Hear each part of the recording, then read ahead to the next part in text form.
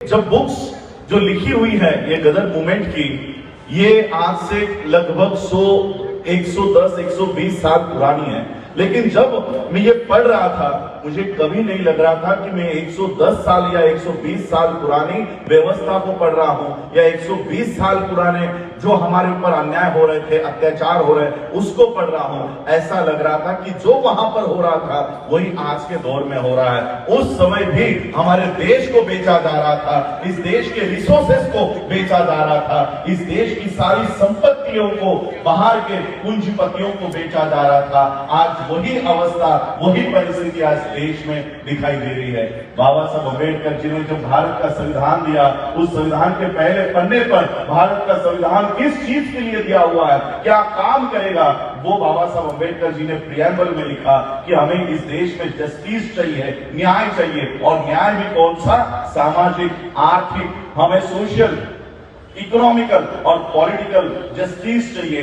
आज भी इन तीनों में से एक भी जस्टिस, एक भी न्याय हमें मिल नहीं पाया है। सोशल जस्टिस, आज देश के संविधान को लागू होकर 72 इयर्स हो गए हैं। आज भी इस देश के, मुझे आज जो लोग देश के आजादी के लिए लड़ रहे थे, जो लोग देश के आजादी के लिए कुर्बान हो रहे थे, मैं आज देख रहा हूं कि उन गदरी बाबाओं के माध्यम से आज उस देश के आजादी के आंदोलन के लिए लड़ने वाले लोग यहां पर बैठे हुए हैं और जिन्होंने देश के आजादी के लिए नाखून तक नहीं काटा वो सरकार में बैठे हुए हैं। ऐसे लोगों के हाथ में भारत देश का संविधान है जो इस देश के संविधान को मिटाना चाहते हैं, चलाना नहीं चाहते।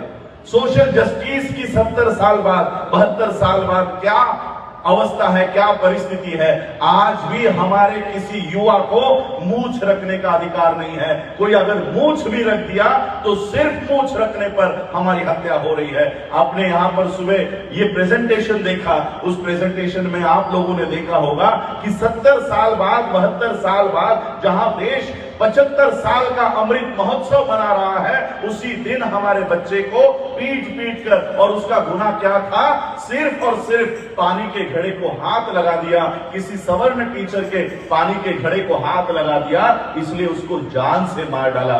क्या इस देश में सोशल जस्टिस स्थापित हो पाया है? सामाजिक न्याय क्या इस देश में हम लोगों को मिल पाया है? सामाजिक न्याय इस देश में अभी तक कायम नहीं हुआ। इस देश में पॉलिटिकल राइट्स हम लोगों को नहीं मिले, पॉलिटिकल जस्टिस नहीं मिला, इकोनॉमिकल जस्टिस हम लोगों को नहीं मिला।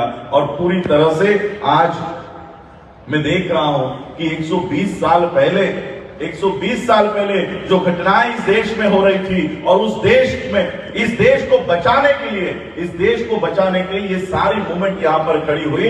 आज भी वही परिस्थिति इस देश के ऊपर है और मुझे भरोसा है बाबा साहब अम्बेडकर या आज जितने भी वर्ल्ड के रिनाउंड ऑथर्स है, वो एक बात कहते हैं कि हिस्ट्री रिपीट्स इटसेल्फ, इतिहास अपने आप को दोहराने का काम करता है। अगर उस समय हमारे ऊपर अन्याय अत्याचार बढ़ गए थे और उसके बाद उसको रोकने के लिए गदर मूवमेंट शुरू हो गई थी, आज भी मुझे ऐसा लगता है वही दौर इस देश में चल रहा है। आने वाले समय में इस देश में फिर से एक बार गदर मूवमेंट जिंदा होगी और फिर से जो लोग इस देश को बेच रहे हैं उसके खिलाफ इस देश के लोगों को इकट्ठा होना पड़ेगा। ये हिस्ट्री अपने आप को फिर से दोहराएगी, ये पूरी उम्मीद मुझे है। आज देखिए किस तरह से देश को बेचा जा रहा है। आज इस देश में जब यूक्रेन रशिया का वॉर हुआ तब हमें पता चला हमारे बच्चे यूक्रेन में पढ़ाई करने के लिए गए और वहां पर एमबीबीएस की पढ़ाई कर रहे हैं। आज इस देश में स्कूलों की व्यवस्था नहीं है, कॉलेजेस नहीं है, हमारे बच्चे देश छोड़कर बाहर जा रहे हैं। इस देश में 70,000 करोड़, 72,000 करोड़ अडानी का माफ किया जाता है, लेकिन हमारे बच्चों को स्कूल कॉलेज की व्यवस्था खड़ी करके नहीं दी जाती। 72,000 करोड़ रुपीस अडानी का माफ किया गया है। देखिए पिछले लॉकडाउन में इस देश का जीडीपी -23.9% पर उतर गया था, माइनस में गया था जीडीपी। जीडीपी माइनस में गया, इसका मतलब देश पूरी तरह से खाई में जा रहा है, देश की पूरी तरह की अर्थव्यवस्था डूब गई है, ये पूरी तरह से खत्म हो गई है। अगर इस देश की अर्थव्यवस्था खत्म हो रही है तो देश के लोगों की भी अर्थव्यवस्था खत्म होनी चाहिए। हमारे भी पगार खत्म हो गए, हमारी नौकरियां खत्म हो गई, हमारा एजुकेशन खत्म हुआ, लेकिन जब ये देश -23.9% जीडीपी पे जा रहा था, उसी दौर में 7वें क्रमांक से देश का नहीं पूरे विश्व का सबसे अमीर यादी के सूची में अडानी 7वें क्रमांक से दूसरे क्रमांक पर आ रहा था। यानी देश नीचे जा रहा था, उसी समय अडानी 7वें क्रमांक से उठकर दूसरे क्रमांक पर आ रहा था। इसका मतलब देश की सारी संपत्ति इन 4 परिवारों के पास, 7 परिवारों के पास, उनके पास जा रही है। और सारे देश की संपत्ति इन लोगों के पास है। इस देश में केवल सबसे अमीर आदमी के सूची में अडानी का नाम नहीं है, इस देश में ही नहीं पूरे विश्व में सबसे ज्यादा कर्ज लेने वाले के सूची में भी सबसे बड़ा ऊपर नाम अडानी का है। इतना पैसा अडानी इस देश का यानी हमारे पैसों से वो अपनी व्यवस्था इस देश में कायम कर रहा है और हमारे बच्चों को 2 वक्त का निवाला नहीं मिल पा रहा। इकोनॉमिक टाइम्स का रिपोर्ट है, वो कहते हैं कि 98% देश के साधन, 98% देश के रिसोर्सेस 2% लोगों के हाथों में है और 2% देश के रिसोर्सेस, 2% देश की संपत्ति 98% लोगों को बांट रखी है। 2% संपत्ति 98% लोगों के हाथों में है और उसी का उल्टा 2% लोगों के हाथों में 98% देश पूरा जा चुका है। आज ये देश हम लोगों को बचाने के लिए आगे आना है, धर्म को बचाने के लिए नहीं, जाति को बचाने के लिए नहीं, इस देश को बचाने के लिए। मैं बाबा साहब अंबेडकर जी के परिवार से आता हूं। बाबा साहब अंबेडकर कहते हैं कि हम पहले हिंदू हैं, हम पहले मुसलमान हैं, हम पहले सिख हैं, हम पहले ईसाई हैं। ये भावना अपने आप में मत जगाओ, हम पहले भारतीय है और अंतिमता भी भारतीय है, ये भावना अपने आप में जगाओ। आज इस देश को हमारी जरूरत है। ये देश अगर आज हम नहीं बचा पाए, उसी 2500 सालों की गुलामी में फिर से हमारा देश चला जाएगा। 1000 सालों की गुलामी में ये देश जाने वाला है और इसलिए आज मैं बहुत आभार व्यक्त करता हूं कि इस मेले के माध्यम से मुझे आप लोगों से रूबरू होने का मौका मिला। आज देखिए सामाजिक न्याय के स्तर पे इस देश की हालत कितनी खराब हो चुकी है। डॉक्टर नौशरण जी ने सारी बातें तो वो बता दी है। आज मनीषा बाल्मीकि हमारे एक शेड्यूल कास्ट की बच्ची का रेप होता है, उस रेप को भी रेप मानने को इस देश की व्यवस्था तैयार नहीं होती, रेप मानने को तैयार नहीं होती। उस बच्ची ने अगर मरते समय ये नहीं कहा होता कि मेरे ऊपर 4 लोगों ने बलात्कार किया है, तो ये आज भी साबित नहीं हो पाता कि मनीषा के ऊपर रेप हुआ था। डॉक्टरों ने ऑन रिकॉर्ड है, डॉक्टरों ने पोस्टमार्टम लिखकर कहा कि बच्ची पर रेप नहीं हुआ है। पुलिस वालों ने एफआईआर दाखिल किया कि बच्ची पर रेप नहीं हुआ है। वो उसका डेथ सेंटेंस उसमें था, इसलिए वो लड़के जेल में गए। इसी तरह से हमारे ऊपर एफआईआर हो रही है, हमारे एफआईआर तक लिखी नहीं जा रही। आज आपने यहां पर फोटोज दिखाए, सारे इंटेलेक्चुअल लोगों को जो पेन चलाते हैं उन्हें जेल में रखा हुआ है और बिल्किस बानो के रेपिस्ट को ये जेल से छोड़ते हैं। क्यों?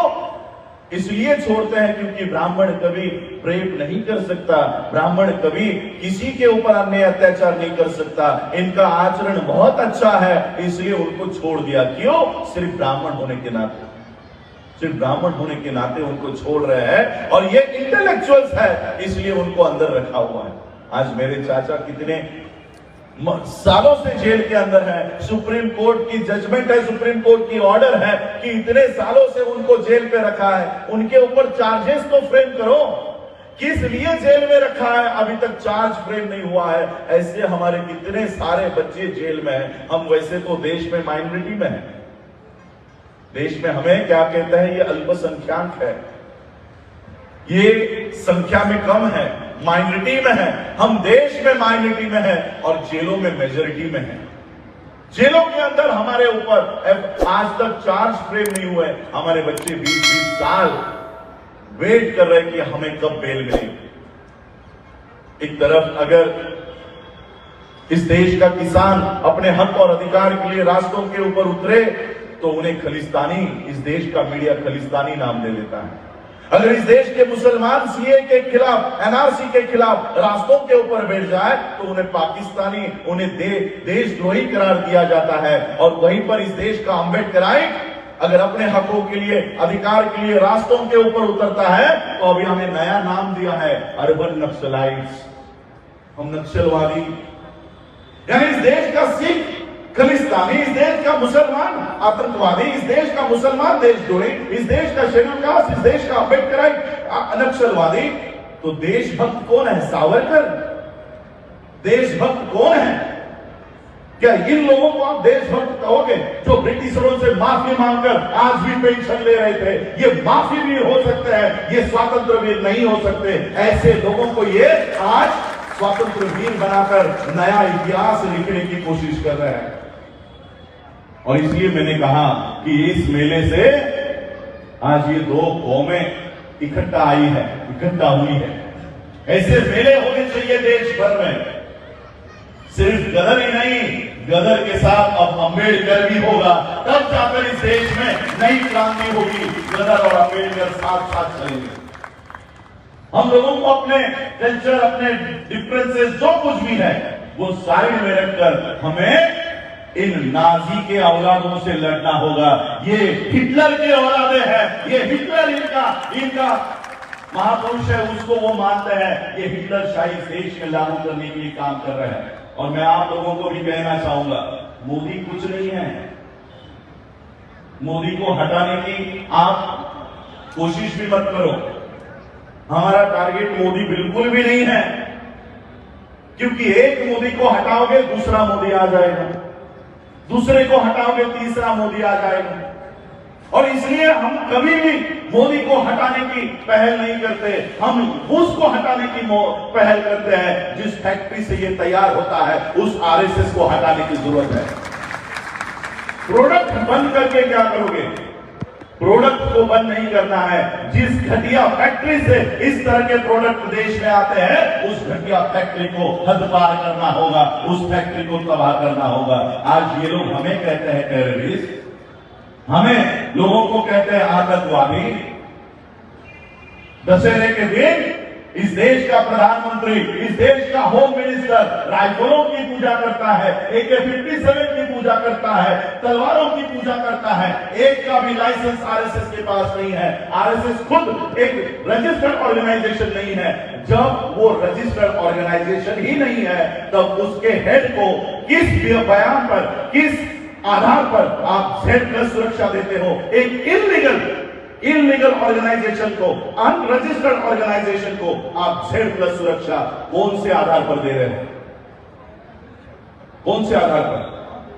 जिस तरह से PFI पर बैन किया है, उसी तरह से इस देश में आरएसएस के ऊपर बैन करना चाहिए। इस देश की सबसे बड़ी टेररिस्ट ऑर्गेनाइजेशन अगर कोई है तो वो आरएसएस है, उसे बैन करना चाहिए। और हम लोगों को अलग अलग लड़ाई लड़ने के बावजूद, लड़ाई लड़ने के छोड़कर हम लोगों को इकट्ठा होकर लड़ाई लड़नी होगी।